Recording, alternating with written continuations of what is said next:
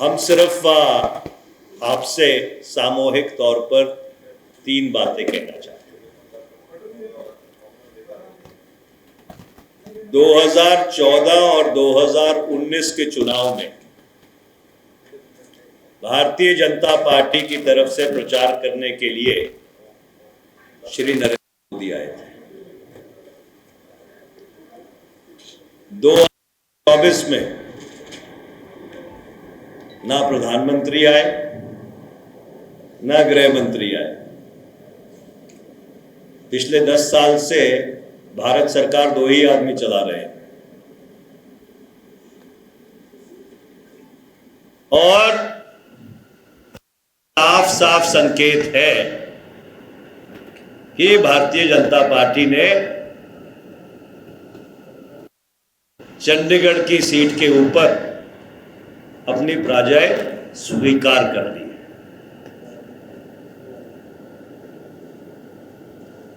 दूसरा, हमने आपको तकलीफ इसलिए दी कि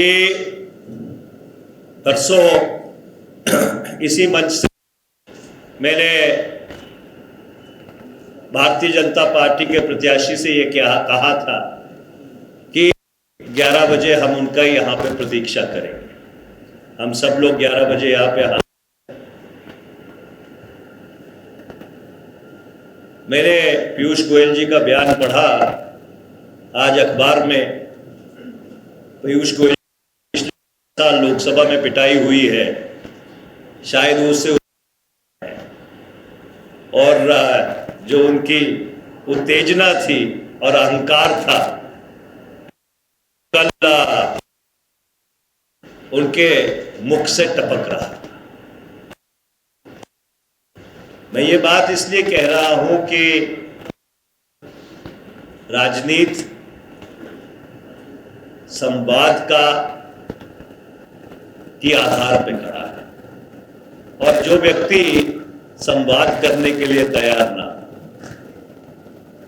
वो व्यक्ति क्या इस लायक है कि उसको चंडीगढ़ की प्रतिनिधि करने के लिए लोकसभा में भेजा जाए।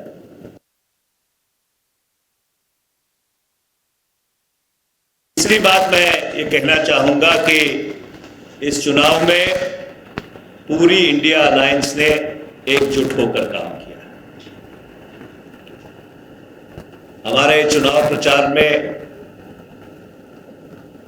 श्रीमती प्रियंका गांधी, श्री अरविंद केजरीवाल, श्री मल्लिकार्जुन खड़गे, श्री भूपेंद्र हुड्डा, श्री कपिल सिब्बल और शशि थरूर, अनेकों लोग इस चुनाव, भूपेश बघेल जो हमारे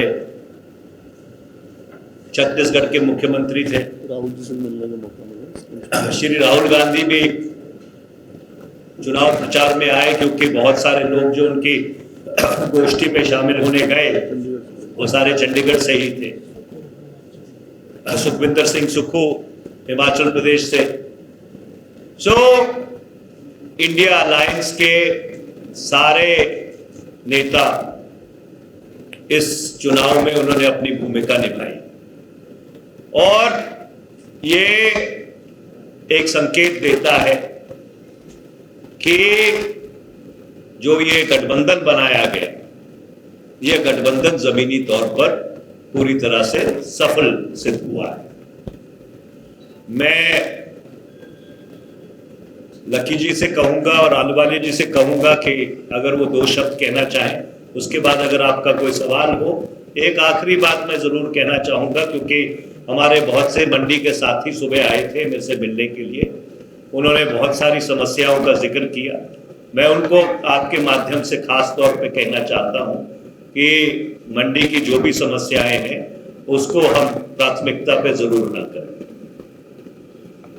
धन्यवाद सभी का। आप सभी जानते हैं कि आज आखिरी दिन है प्रचार पर। शाम 6 बजे प्रचार पूरी तरह से खत्म हो जाएगा और आज हमने आखिरी दिन प्रचार के शाम को 5 बजे गुरुद्वारा नानक सर के सामने जो पार्किंग है वहां से लेकर जो 19 सेक्टर है वहां पर जाना है उसके लिए। और ये हमारा जो मार्च है ये संविधान बचाओ महंगाई बेरोजगारी भगाओ मार्च है इसका नाम। और इसके अंदर हमारे कांग्रेस के, आम आदमी पार्टी के, समाजवादी पार्टी के, लेफ्ट पार्टीज के और भी जितने छोटे दल हैं जो इंडिया अलायंस के साथी हैं वो सब इसमें शामिल होंगे। और हमारा आखिरी, क्योंकि हमने जो चुनाव का नामांकन की शुरुआत की थी तब भी मनीष जी ने और हमारे साथियों ने संविधान की किताब हाथ लेकर ये चुनाव प्रचार की शुरुआत की थी। आज भी लड़ाई वही है, आखिरी दिन भी संविधान बचाने की, देश से महंगाई भगाने की, बेरोजगारी खत्म करने की, भ्रष्टाचार खत्म करने की। और जिस तरह का माहौल देश के अंदर अराजकता का फैला है, भाई भतीजावाद हो रहा है, फेवरेटिज्म हो रहा है, चंद लोगों को मदद की जा रही है, गरीब को और गरीब किया जा रहा है, ये चुनाव सारा इन्हीं मुद्दों पर लड़े हैं। और आपके सामने पिछले चुनाव के दिनों में बहुत सी रैलियां हुई, बहुत हुआ। कुछ साथी जैसे हरीश रावत जी उत्तराखंड से आए, कुछ नाम छूट गए, और बहुत मुकेश अग्निहोत्री जी डिप्टी सीएम आए, ऐसे बहुत मंत्री कई प्रदेशों के, मध्य प्रदेश वगैरह के कुछ पूर्व मंत्री, कुछ और राजस्थान से साथी, बहुत से लोग आए जो चुनाव प्रचार के अंदर हमारा साथ दिया। हम चंडीगढ़ की जनता का, चंडीगढ़ के वोटर्स का बहुत बहुत दिल से धन्यवाद करते हैं कि हमारे चुनाव प्रचार के अंदर उन्होंने पूरा सहयोग हमें दिया। जहां भी मनीष जी गए इंडिया अलायंस के कैंडिडेट के तौर पर भरपूर समर्थन मिला। और खास तौर पर आपने दो बड़े प्रोग्राम हमारे देखे, एक प्रियंका गांधी जी की रैली का और दूसरा केजरीवाल जी का। दोनों ही प्रोग्राम ऐतिहासिक थे और आज तक के चंडीगढ़ के इतिहास में इनका जिक्र जब भी कभी चुनाव होगा इनका जरूर होगा, क्योंकि ना कभी इतना बड़ा प्रोग्राम किसी लीडर का हुआ। योगी जी भी आए, नड्डा जी भी उसी ग्राउंड में आए, 2000 लोग नहीं थे, आपके सामने की बात है, और कुर्सियां खाली पड़ी थी। वहीं प्रियंका जी का उससे कम से कम 10 गुना ज्यादा क्राउड था। और उसके अंदर भी आप देखो, एक होता कि नीरस जो लोग होते हैं, वो आके जो श्रोता होते हैं वो नीरस होते हैं। जिस तरह का माहौल था, जिस तरह लोगों के अंदर चार्ज एटमॉस्फेयर था, उससे सारा कुछ आगे की कहानी पूरी तरह से बयान होती है कि चंडीगढ़ की सीट का रुख किस तरफ हो रहा है। मनीष जी ने मुझसे पहले बोलते बता ही दिया कि प्रधानमंत्री और गृह मंत्री का चंडीगढ़ में ना आना एक तरह से हार कबूल करना है। क्योंकि पिछली बार जब प्रधानमंत्री आए थे तो उन्होंने वोट मांगी थी, वो कहा था कि किरण खेर को नहीं, मुझे वोट दीजिए। इस बार तो टंडन साहब के लिए वोट भी मांगने नहीं आए, ना प्रधानमंत्री ना गृह मंत्री। तो आप सब पत्रकार बंधुओं का भी धन्यवाद कि आपने इस पूरे प्रचार के दौरान बिल्कुल अनबायस्ड होके बहुत अच्छे ढंग से जो कवरेज की आपने, जो अपनी स्पेस हमें अपने अखबारों में, चैनलों में, जहां भी सोशल मीडिया में, यूट्यूब में जहां भी दिया, उसके इंडिया अलायंस पूरी तरह से आपका शुक्रगुजार है। अगले 2 दिन चुनाव के रहेंगे। हमारी पार्टी पूरी क्या कहते हैं, बिल्कुल अहिंसावादी तरीके से चुनाव लड़ी है।